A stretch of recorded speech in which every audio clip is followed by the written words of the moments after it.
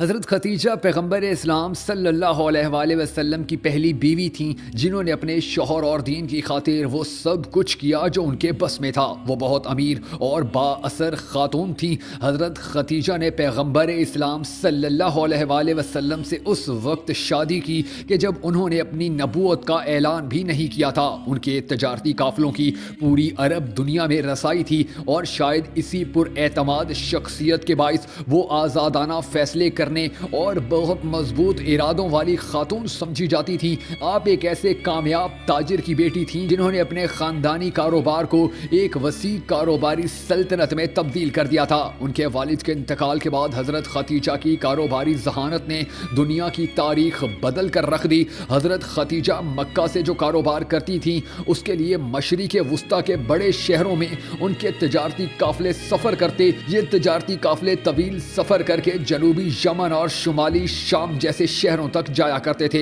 ان کی دولت کا ایک بڑا حصہ انہیں وراثت میں ملا تھا، لیکن خود ان کی کوششوں سے ان کا کاروبار بہت وسیع ہوا۔ وہ انفرادی طور پر بھی ایک کامیاب کاروباری خاتون تھیں جن میں بہت زیادہ خود اعتمادی تھی۔ وہ اپنے کاروبار کے مختلف کاموں کے لیے لوگوں کی خدمات حاصل کرتی تھیں۔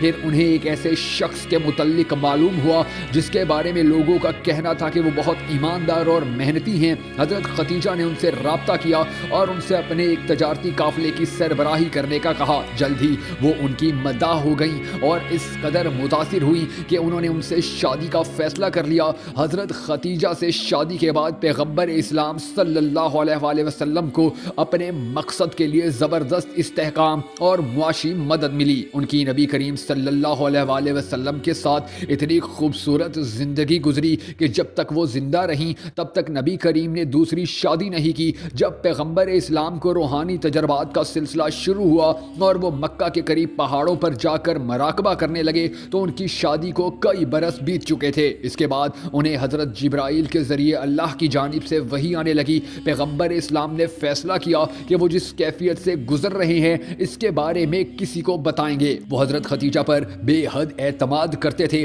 حضرت خدیجہ نے ان کی پوری بات سنی اور انہیں دلاسا دیا، کیونکہ ان کے دل نے کہا کہ یہ کوئی عظیم اور انتہائی مقدس تجربہ ہے۔ یعنی جب پیغمبر اسلام پر قرآنی آیات اترنا شروع ہوئیں تو انہیں اس تجربے کو سمجھنے میں حضرت خدیجہ نے ان کا بھرپور ساتھ دیا، اور یہی وجہ ہے کہ انہیں تاریخ کی پہلی مسلمان خاتون کہا جاتا ہے۔ انہوں نے اس پیغام کو یقین اور دل سے قبول کیا۔ حضرت خدیجہ کی حمایت سے پیغمبر اسلام کو اپنا پیغام عام کرنے اور اپنے قبیلے کی اشرافیہ کی مخالفت کا مقابلہ کرنے میں بہت مدد ملی، کیونکہ جب پیغمبر اسلام نے تبلیغ شروع کی تو مکہ کے معاشرے میں ان کی بہت مخالفت کی گئی، کیونکہ مختلف خداؤں کی عبادت کرنے والے معاشرے میں وہ ایک خدا کو ماننے کا پیغام دے رہے تھے۔ اس موقع پر حضرت خدیجہ نے وہ حمایت اور تحفظ فراہم کیا جس کی پیغمبر اسلام کو اشد ضرورت تھی، اور اگلے 10 سال تک انہوں نے اپنے خاندانی تعلقات اور اپنی دولت کے ذریعے اپنے شوہر کی بھرپور مدد کی۔